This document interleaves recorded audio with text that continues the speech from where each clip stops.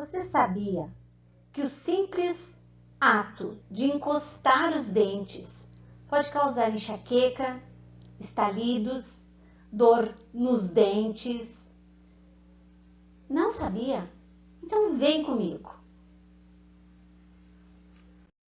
Qual a relação entre DTM, que é disfunção temporomandibular, e apertamento dentário? Tudo se resume pela função correta. Então, a respiração deve ser nasal com vedamento labial, lábios fechados, para que o equilíbrio interno e externo seja igualado. Qual a importância de manter os dentes afastados? Mantendo o espaço funcional livre entre eles, há um repouso muscular, o tônus muscular fica leve, fica equilibrado, fica em harmonia. Dentes encostados vão causar atividade muscular.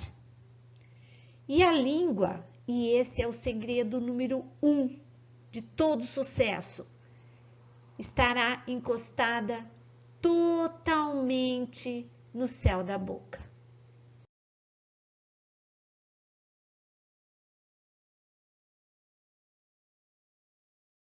Durante o momento de repouso, os dentes deverão permanecer afastados, mantendo então um espaço funcional livre.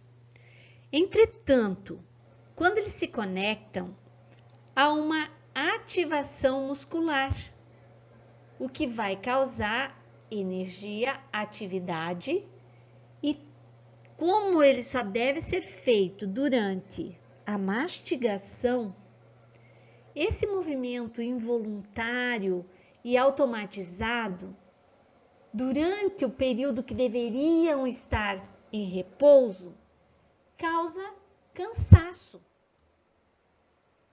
Olha a atividade que acontece no masseter, por exemplo, nesse momento. Então, se a pessoa está trabalhando durante o repouso, é compreensível que no momento do trabalho, ou seja, quando estiver mastigando, ela tenha dor, cansaço ou até mesmo travamento.